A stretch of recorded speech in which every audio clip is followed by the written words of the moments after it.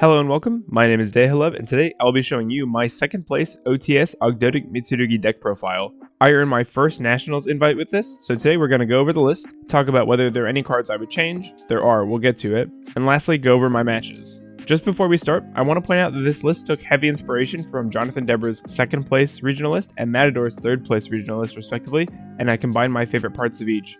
Both decks have profiles on this channel, so if you want to hear more about that, there'll be links in the description. This is a Cosmic Slicer Abao deck that aims to end on both bosses alongside the Mitsurugi rituals. The reason I run both lines is you're able to extend really far through interruptions under the reptile lock of Nef and Echidna, so it's important to me to have a win condition that could be accomplished under said lock. Slicer is also very easy to protect using your Mitsurugi cards by dodging target effects or reviving it after it gets removed, thanks to Futsu. I was even able to make more use of M-Frame's counter effect than ever before. Another symptom of Futsu is having more resources than we're used to, so we're actually able to use that M-Frame discard effect when needed. This is a 46 card deck, and the reason for being over 40 is there are 5 bricks in here that you do not want to draw between Curse, Nef, Ogdoadic, Nightsword, and Planet Pollutant Virus, and by running more cards, you have a lower chance of opening those. At these 46 cards, you have a 45.3% chance to open at least one of them, and a 91.6% chance to open one or less. So I decided these were the odds I was happiest with, while still staying closer to 40 than 60. So, onto the deck profile.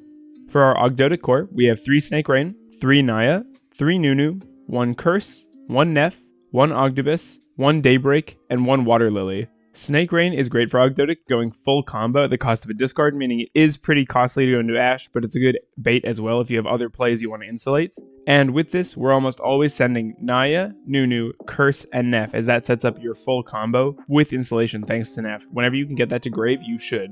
Naya is our back row searcher, getting us our Daybreak, but if we already have it, our Water Lily, and vice versa. It also sends light monsters, so it's the one that we send Curse and Ogdoadic with. 3 Nunu, this is another starter sending darks from our deck to the grave and summoning itself from the graveyard, meaning this plus any level 4 makes King of the Feral Imps. Normally I'd be running Zoha in a list like this, because with Nunu it makes it a guaranteed 1.5 card combo as you send Zoha, add it back, and then normal the Zoha, revive the Nunu. But because we were running 22 level 4 access cards, setting up Nunu just isn't a problem, and I was happy to cut the brick. Sometimes you do miss Zoha, as it's nice to be able to get a body, and the other effect to add an Ogdo can come up, but in general, you're so good at unbreaking your hands with cards like Snake Rain, Droplet, Prayers, Ritual, Saji Searching Ritual, or Prayers, and Abao, that it just doesn't come up. 1 Curse, you don't want to open it, but this is how you're going to be reviving your Naya and setting up your full 5-body Daybreak play. 1 Nef, this can revive any monster, unless it revives itself, then you're reptile locked this turn and next. Again, that was a focus for this list. Nef is also a great extender under Abao, as using it you can either set up the King of the Feral Imps into the full combo that I've covered in a few other videos, or if you already have access to your ritual pieces, you can revive your Ogdoadic and set up a Varudris. This is an Omni Negate, and while it's not early enough to be anti-Nib, it is still really good because it forces the opponent. And also, Nib just isn't really a problem for this deck. Ogdoadic is also nice. In addition to its good level 10, it can wipe the board of all monsters summoned from the grave. Annoyingly, lots of monsters do come from grave, but having 31 attack is a big deal. Less so now that we have Ame, but still it's nice to have those giant beaters in the main to deal with stuff. 1 Daybreak, this lets you tribute a reptile and summon 1 token for every 2 stars that had, so 4 tokens for Curse as the usual, which sets up your Abao play. This has crazy field presence, in addition to letting you dump any reptile from your deck after as a banish effect. This is a great way to recycle cards, and can be used with Nightsword, even if it's in your hand. If you start with Nightsword, you simply get it to the graveyard, banish it with Lizardos, and then you can put it back and then mill it again with Daybreak for the free body still that turn.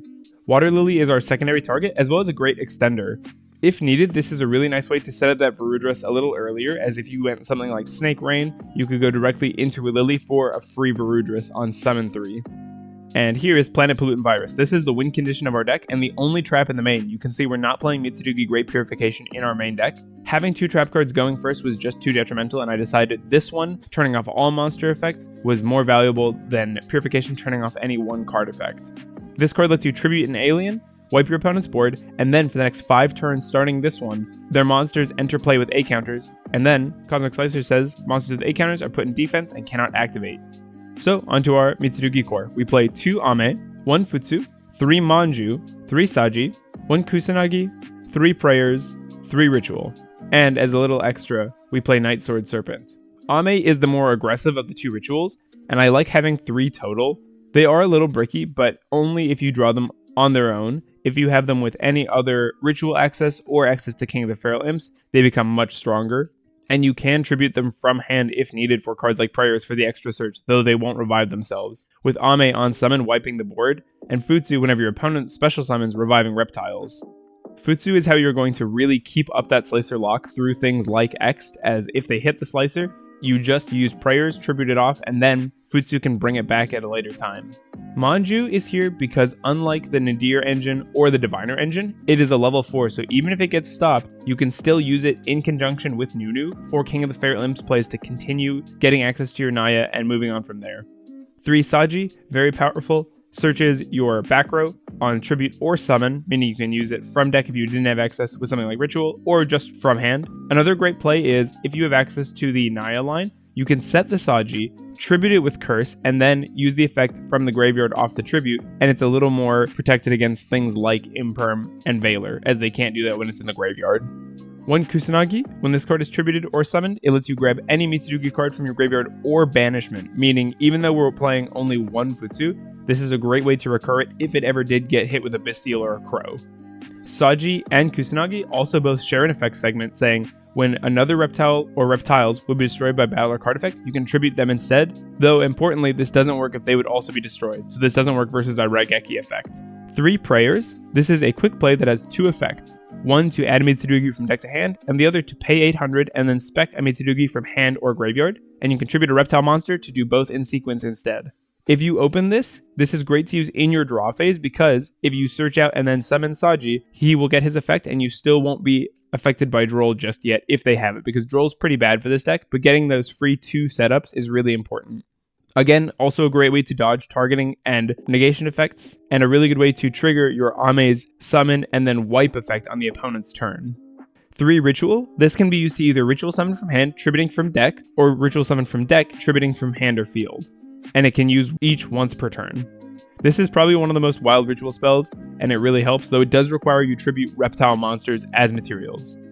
The usual play is having ritual spell plus a ritual monster in hand, and then tributing from deck, Kusanagi and Nightsword, summoning out the Nightsword, and using the Kusanagi to grab back the ritual to then summon from deck by tributing the ritual monster you just put on the board, which will come back and search. And for our last reptile monster in the main, we're playing Ragnarika Armored Lizard.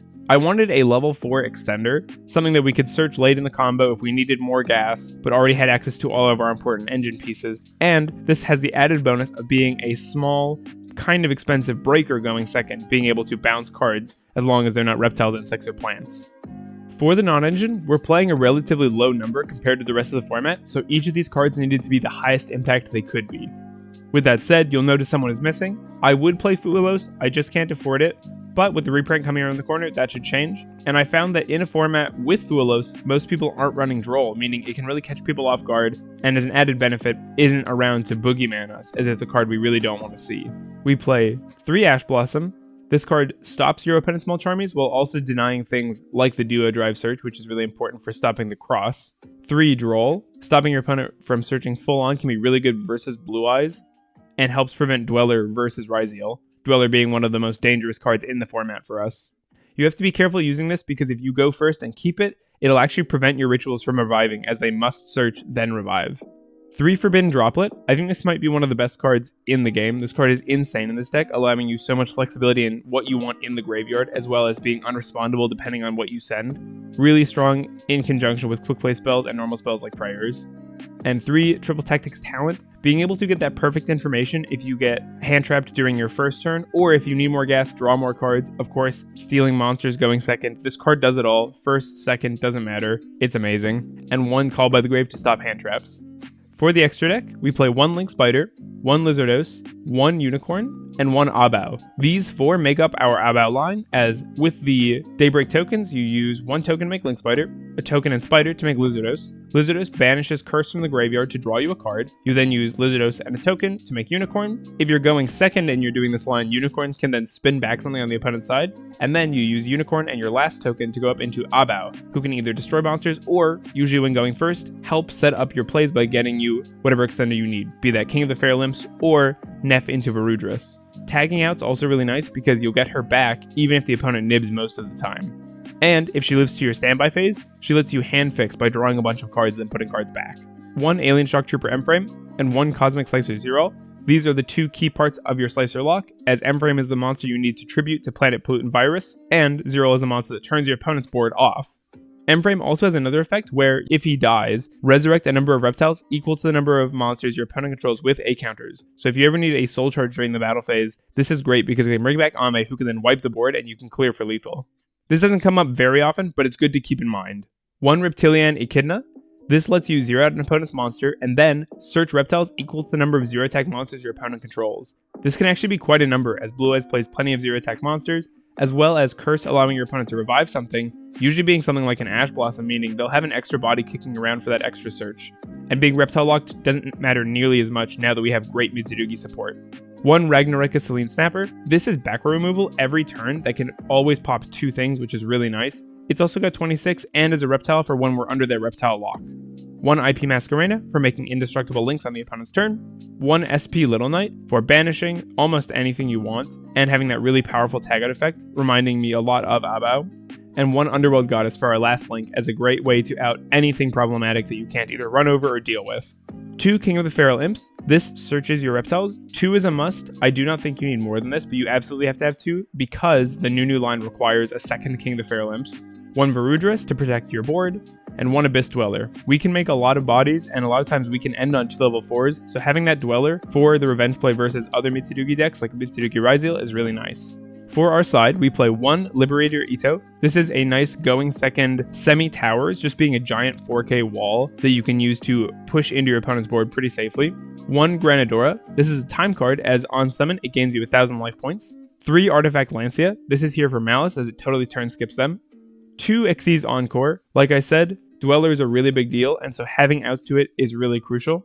3 Triple Tactics Thrust. This gets sided in going first and second games 2 and 3. We just don't main it because we don't have enough good cards to set off it. There is an argument for putting this in the main, as if you get drolled or ashed on the slicer, it can be hard to set up that Planet Pollutant virus, and Thrust gets you a great way to set up the virus even under those interruptions. But because of M-Frame's ability to spread A counters on its own, I deemed it unnecessary for this build. 1 Lightning Storm. 1 Harpy's Feather Duster, 2 great going second cards, especially versus Blue Eyes, to wipe the back row and force out their Spirit Dragon effects. 1 Artifact Sanctum, a going first way to access even more copies of Artifact Lancia.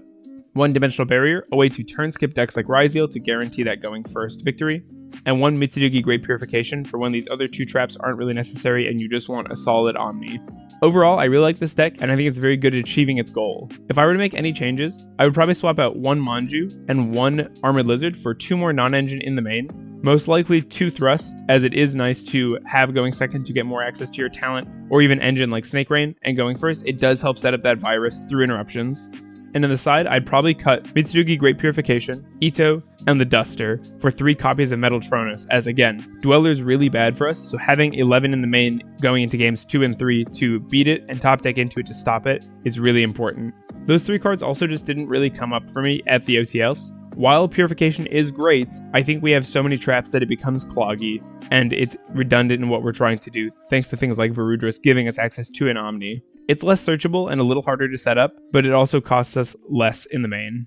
Okay, on to the tournament report. It was 4 rounds with a 4-player top cut. I went 3-1 in Swiss and 1-1 in top cut, losing both times to the same Mitsurugi Ryzeal player. My strategy was I simply won every dice roll. I am just too good, I guess. Round 1, we got the bye, which is a free win, which is nice, but it also means we're being paired up with better players moving forward. Round 2 was Fiendsmith, Bisteel, Hand Trap Control. We 2-0'd. We simply played through their interrupts. Nib was consistently a non-issue through this event. While it slows your progression, you're able to rebuild so much that it just doesn't matter, and they're forced to do it before you set up your Mitsurugis because if they do it after, they just give you free card advantage. Round 3 was versus Blue Eyes. We went 2-1. We shut him out in game 1 using Slicer, with Abao removing his back row like True Light, with Lightning Storm and Droplet closing out game 3 by destroying his own board with his True Light. In the last round, we went 1-2 versus Ryzeal Mitsurugi. A combination of Droll and Nib was enough to deny me making any kind of reasonable field. In Top Cut, we get a Blue Eyes rematch, and I win 2-1 again, having dealt 7,000 damage in a previous battle phase, winning in time. And in the finals, we lost 0-2 to Ryzeal Mitsurugi, with game 1 being decided by Droll, and the second a Fuelos that drew into a Nib right away.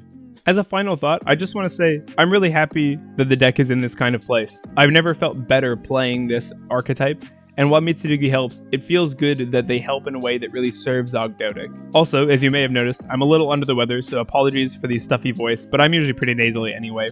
If you're new, please subscribe, leave a like. We have a Discord. We stream every weekend, and the Discord is super cool. Lots of deck building, lots of theory, lots of memes. It's a good time. Let me know in the comments what you think of the list. If there's anything you would change, if there are any questions you have on it, I'm sure there will be. Otherwise, I'll see you next time.